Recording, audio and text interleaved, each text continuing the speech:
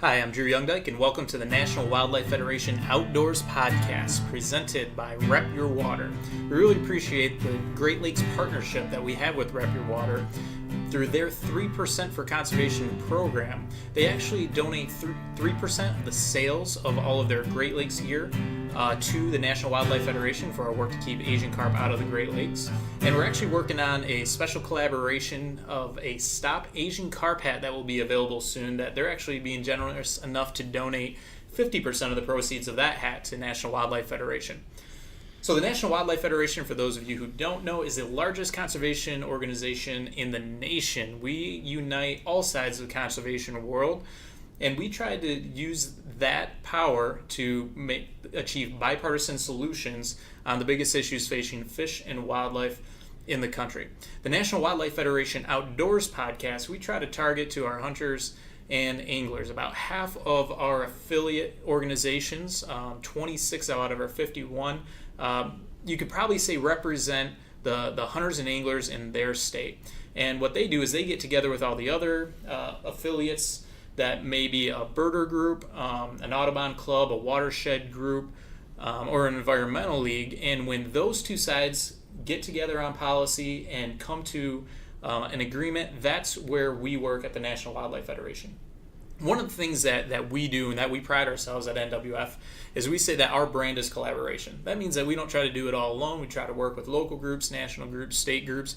And one of the groups that we work with frequently on issues, and especially from where I'm based in the Great Lakes, a group that we work with on myriad issues affecting fish, wildlife in the Great Lakes, is Trout Unlimited. And I find that when I go to different coalition meetings, I keep running into this guy, Taylor Ridderbusch. Taylor Ridderbusch is the Great Lakes Policy Director. Is that correct? Yeah, close enough. Close enough for Trout Unlimited. And we work together on the Great Lakes Coalition, Conservation Coalition. We run into each other at the Michigan Conservation Coalition. We're actually here recording this right now at the Healing Our Waters Great Lakes Restoration Conference in Detroit, Michigan.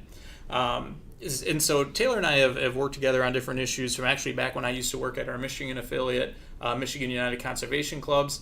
And it's been great to see the work that he's been able to do with Trout Unlimited, which I do have to admit I am an individual member of the Headwaters chapter of Trout Unlimited. Awesome. and a proud member for the work that they do. So I was excited to be able to get Taylor on here. So before I talk anymore, I'm going to let Taylor introduce himself. Taylor, tell me about you. Where are you based? Yeah, so I'm based in East Lansing, Michigan. Just happened to move there because of its proximity to the capital in Lansing. And then also allows me to get around the state pretty easily and travel around the region to a lot of the places that I end up working, whether that's Wisconsin or Illinois or Pennsylvania, Ohio. It's a good launch pad for me. So. And you're from Wisconsin, correct? Yeah, grew up in northern Wisconsin, went to school in southern Wisconsin on the shores of Lake Michigan at Carthage College, and then lived in Minnesota for a while, so I'm Great Lakes through and through. That's awesome. And obviously working for Trout Unlimited, is it a requirement that you're a fly angler? No, not at all. We have a ton of staff. I think we're up around 240 staff right now. Not everybody fishes. Not even all of our members are fishermen or fisherwomen, anglers. There are a lot of people that just like what our mission does in protecting cold, clean water, protecting public spaces and public access. So that's our draw. The reason I ask that though is I follow your Instagram feed and you're just always posting up great trout all over the place. So it is a benefit of the job. When you come in as a TU employee to some of these chapters, you're giving a presentation on whatever it might be. People like to brag about their local fishing holes, their hot spots. So I get some good intel and it's paid off for me. So I really enjoy getting out there, and it helps when I'm talking about some of the policy issues, to be able to back that up, with actually being an angler myself and relating to the mission is great. Is that something that you grew up doing, or is it something that were you an adult onset angler, or have you always been an angler, and do you hunt? What other outdoor activities do you do? I grew up hunting, fishing, camping, being outside all the time. So for me, this is, it's an amazing opportunity to work for TU, to get paid to talk about something that I really, really care about. I grew up in northern Wisconsin where there's lakes everywhere. Wasn't a huge trout angler growing up. It's hard to pass up all the awesome muskie and northern and walleye fishing that we have in northern Wisconsin. But I've slowly transitioned into doing more trout fishing, more fly fishing. But I still love getting back home and going after muskies or walleyes or whatever it might be. So yeah, it's always been a part of it. You know, my family has a cottage up on close to the Wisconsin border in the western UP. It's south of Wakefield, a little bit north of Mantuish Waters. Okay, yeah, just and down the road. That's one of those terrific, pike muskie lakes, perch, a little bit of walleye, bass. Caught some pumpkin seeds off the dock with my fly line last year. Awesome. And yeah, that's one of those things that area is known for. In fact, my great grandpa, he grew up there, and I think he actually grew up over the border in Iron River, Wisconsin. And I see pictures of him from like the 20s. They'd have a family pike camp, fish camp, with just like rows of pike laying out there. And growing up there, I can see where you get that. Yeah, and it was a great place to grow up. We also had 40 acres that we had a cabin on just down the road from our house, so that was always a place to go out, and we did a ton of hunting out there. But then also having the Nicolay National Forest in my backyard of 800,000 acres of basically trees, which was awesome. There's unlimited amount of opportunity there to get out and enjoy the outdoors. It makes you appreciate the public lands. They're not just out west, folks. We got a lot of great public lands here in the Great Lakes region that we take immense pride in protecting. What's your favorite species to fish for? I think if you would have asked me that 8 or 10 years ago, I probably would have said walleye or maybe even smallmouth bass. Those put up a great fight.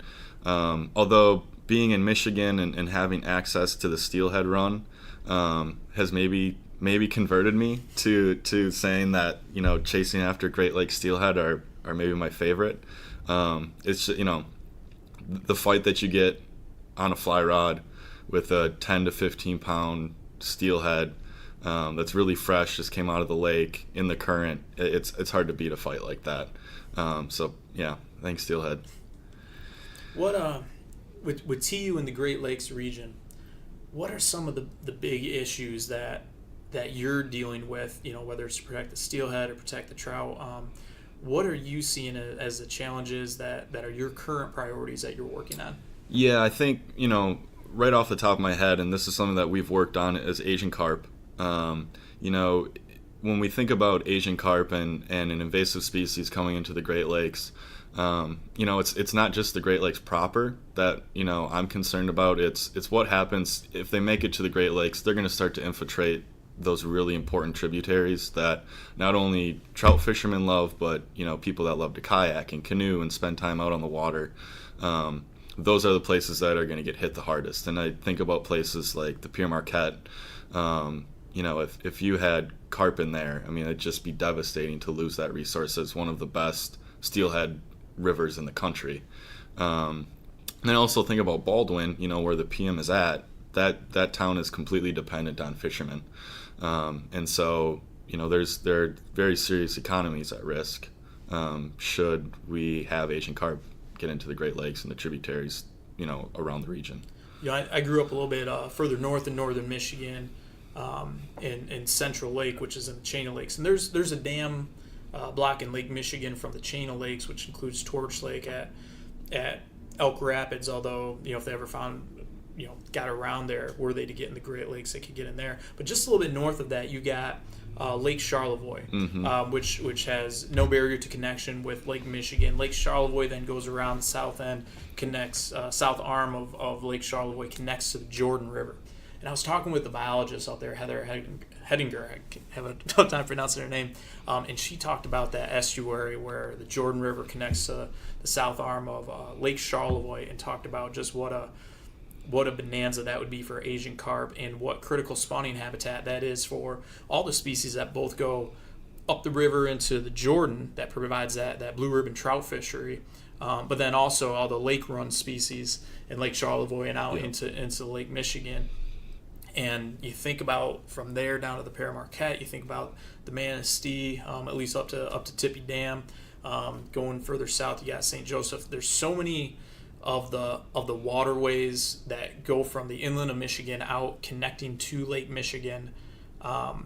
And there's several of them that have dams, but some of those dams aren't till further back. And obviously, getting those dams out, most of those dams are old, is going to be a priority in the coming years, where it could be a detriment if Asian carp get in. I don't know if you remember, in 2017, the USGS, the U.S. Geological Survey, did a food availability study of Lake Michigan.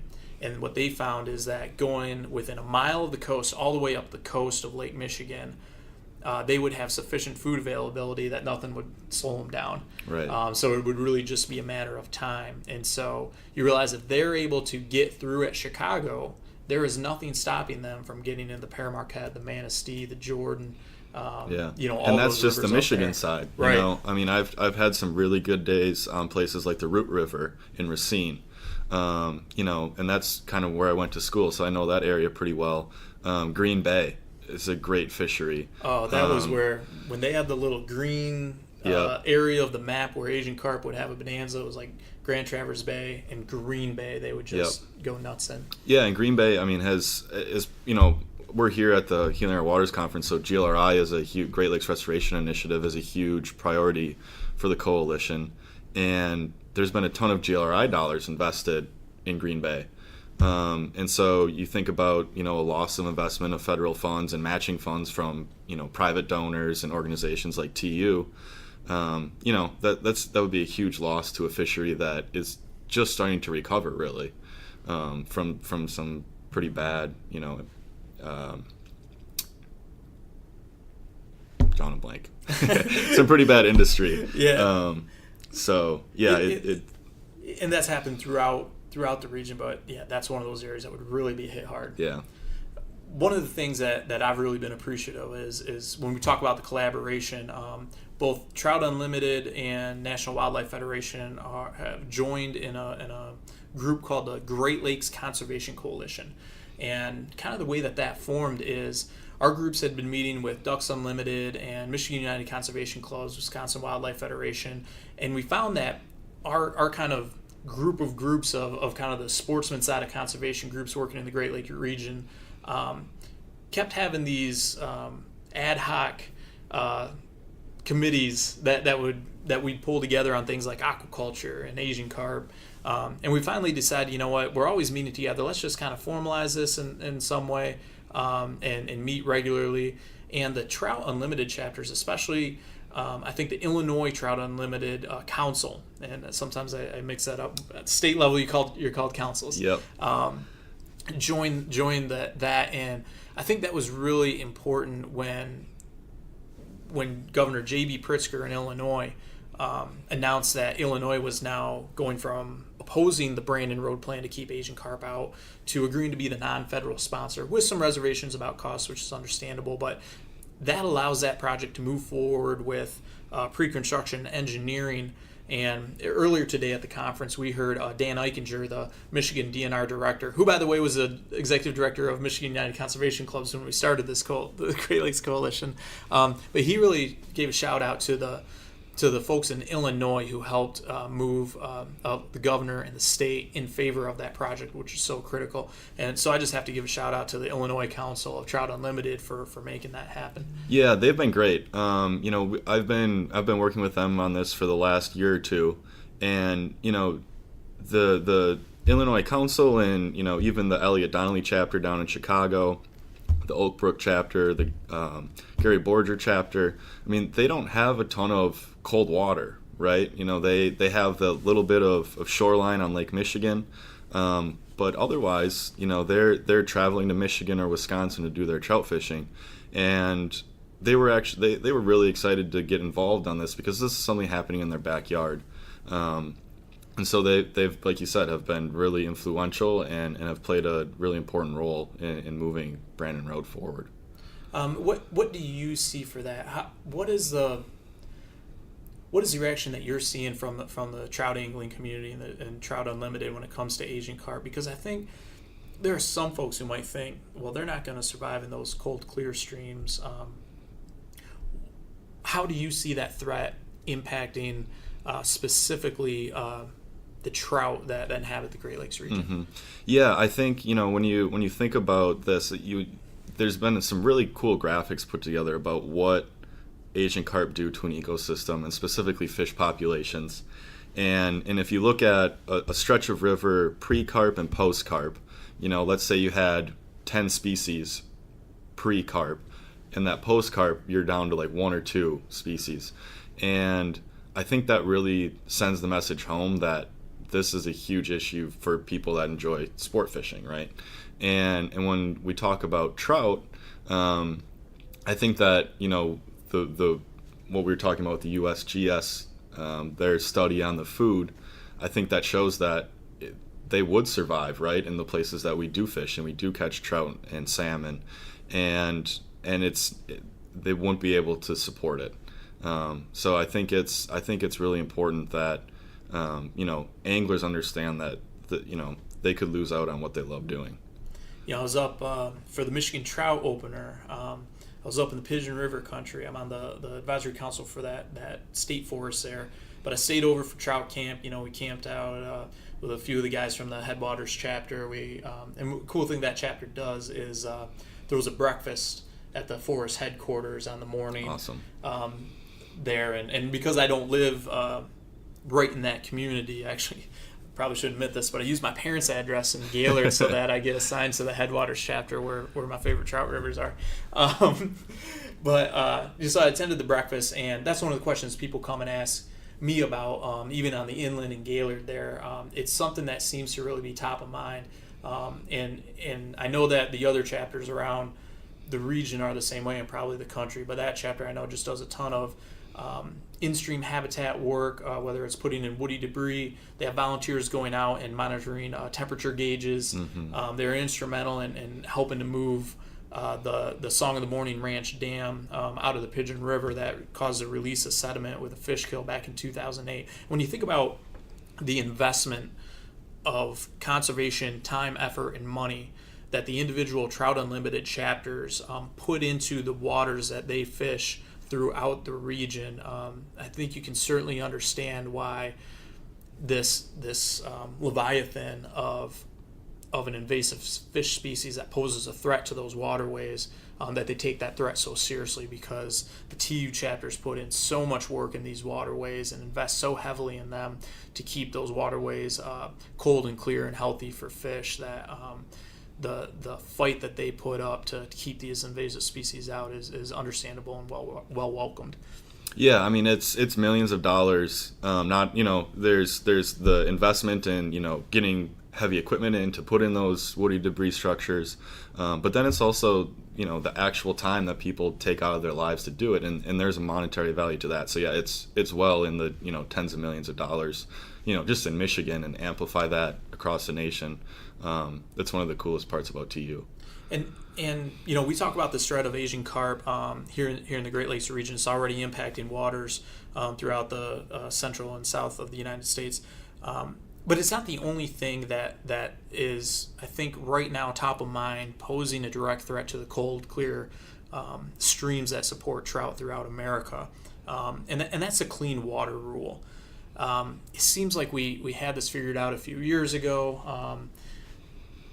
What's happening with the clean water rule now that's concerning to trout anglers? Yeah, so what this rule does is it provides protections for a number of different classifications of streams, and what we're really looking at are intermittent and ephemeral streams, and those are the two types of streams that maybe don't flow year round, but they'll fill up during a rain event or during a snow runoff, and those are really important areas both for spawning and also for moving, food down through a river system, if we're talking about trout or fisheries. And so they're really important to, the whole entire health of what a watershed is. And removing protections from those to allow, development in those areas will be very detrimental. It's not only that, there's also some huge rollbacks of protections for wetlands. And, wetlands are also part of that watershed system, and then they filter out a lot of the bad stuff that gets in our water. So I think that it's not only intermittent ephemeral streams, it's the wetlands, that are really concerning, because it all adds up to having a healthy watershed. And what's the status of that rule or that proposed rollback now? Is there still time to do something about that? Yeah, so right now, there was a public comment period. I think that's closed now. TU submitted comments along with a number of other organizations. I know NWF did. Yep. But this is something that is most likely going to be tied up in the courts. There's going to be debate back and forth about how we define those rivers and what deserves protection and what doesn't. But moving forward, I think that there's an opportunity for Congress to come in and sort this out, and really, the Clean Water Act has a pretty strong legacy as far as legislation goes, and making sure that it has some teeth to it and it's not just an empty promise of clean water, I think is really important. So there could be an opportunity for Congress to step in here and define the rule the way it should be. When the Healing Our Waters Coalition put out its statement on the Clean Water Rule in the end of the comment period, you actually had a great quote in there about how it would impact a specific location that you're probably a lot more familiar with, which is the Driftless Area. Yep. of Wisconsin. For folks that don't know about that, could you describe a little bit what the Driftless Area is and how it might be impacted by this rollback of the Clean Water Rule? Yeah, so I think the Driftless Area, for me, it's one of my favorite spots to go trout fishing. And part of me wants to say it's one of the best kept secrets in the trout world, but we're gonna break that now. Yeah, exactly. But it's out there too as like a destination for people. So I'll go to these TU meetings with guys that live in Montana and Oregon and Washington, like these, when you really think about some of like the premier, trout and salmon fishing spots, and they hear I'm from the Great Lakes region, I grew up in Wisconsin, they go, "Oh my God, have you fished the Driftless? I have to get to the Driftless." So yeah, it's one of the most phenomenal trout fisheries in the country. It's on the southwestern corner of Wisconsin, the southeastern corner of Minnesota, and just a tiny little bit of Iowa. And there's I think it's over 6,000 miles of cold water that support trout. So you can go in and you catch browns and brookies that are all wild. And I've had some of my best days fishing down there. It's really different from a lot of other places. You're in farm country, more or less, these big rolling hills, and it's called the Driftless because there was no glacial drift in that area. So you see some of the original sandstone and limestone cliffs that were there and are feeding into these spring-fed creeks. So it's not like a prohibition on how you float your fly. Right, yeah. No, this is No in reference to to the glaciers. Yeah. And kind of the center of that is Viroqua, Wisconsin, that has an awesome kind of trout economy built up around it. So you go around town, there's huge trout murals, and you go in and welcome fishermen, and so it's really changed the makeup of a really cool area. And we've got a ton of money through the Farm Bill. Our latest was $9.2 million, our last go around through NRCS.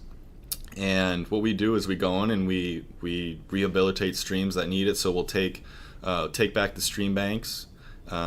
That in that area there's a lot of flooding. They're seeing more and more 100-year and 500-year flood events like we are seeing around the country. And so we're spending a lot of money taking those banks back to help with erosion. And a lot of those streams, the feeder creeks, fall into that intermittent or ephemeral categorization and would lose protection. So for us, the Driftless Area would take a huge hit if we were to lose protections for those streams. And what does it mean when we talk about losing protection? So they lose protection. What's going to happen now to those streams that would not happen if the waters of the U.S. rule remained in place? Yeah, so that leaves those areas open to development. So whether people are coming in and putting in different energy, if you're running an oil pipeline through there or power lines, or putting in a subdivision, if they lose protection, those streams can basically get filled in. And like I mentioned before, those are really important spots where maybe they're not flowing year-round, but it's really important to move a lot of that forage, from that stream bed down through the system. And when we talk about streams, I mean, if you understand anything about the way that water flows, everything flows down, and the quality of water upstream affects the quality of water downstream. You cannot have a trout stream that is not impacted by everything that flows into it. Right.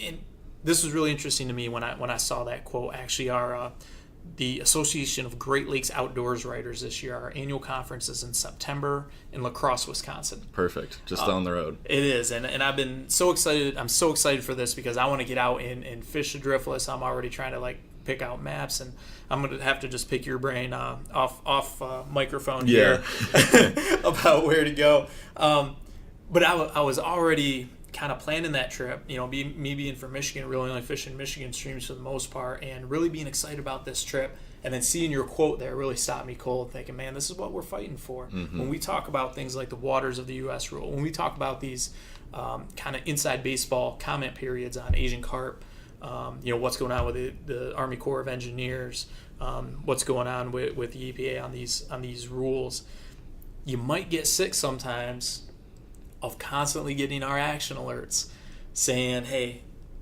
click this button, tell Congress, or submit your comment here. It seems like it's constant. But the reason that we do that is because it all boils down to, for a lot of us, being able to cast that line, in the Driftless. For me, up in the Pigeon or the Black or the Jordan.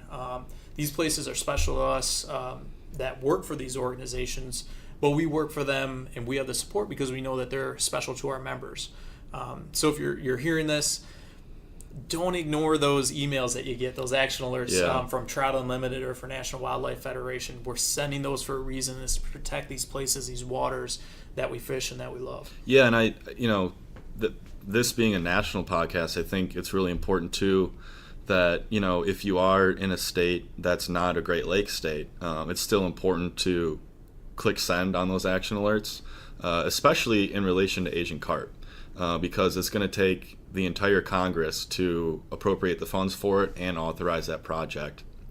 And we're going to need people from out west. We're going to need people in the Northeast, in the Southwest, in the Southeast. And if those offices start getting emails and phone calls, even if it's 4 or 5, it's something that's going to float to the top of wow, we're getting all these calls about Asian carp in the Great Lakes and Brandon Road in Illinois. We should probably check in on this. So that can be really effective even if you're not, living in the region. Well, not just that, but understand that because we're aware of the threat here in the Great Lakes, we're also calling our representatives and our congressmen and telling them, make sure that you're appropriating the funds to deal with the Asian carp that are already in lakes in Kentucky and Tennessee. Understand that we're supporting the efforts to reduce Asian carp populations where they already are, and all we're asking as a return is please also support the efforts to keep them out of our waters too. Rather than ending on a note about doom and gloom with the Clean Water Act and Asian carp, how did you do on the opener? Did you get up for Michigan's opener or get out? No, I didn't, unfortunately. I did get out and I got to do some steelheading kind of towards the end of the run there and hooked into a couple nice steelhead. Now I'm kind of looking forward to, I got a turkey tag coming up here, so nice. Getting out and getting in the woods and doing some turkey hunting. And you're just posting a bunch of great pictures from the Smokies too. Yeah, so that was awesome. I mean, if you haven't been to the Smokies yet, it's a beautiful area. The hiking is incredible. The fishing is pretty good too, so I got out and did some of that. But yeah, it's an incredible spot. Even if it's, if you're not into doing long hikes or a lot of elevation, it's a park that has a lot of roads through it, and so you can see the beauty of the Smokies from your car. So yeah, like I said, I try and get out as much as I can.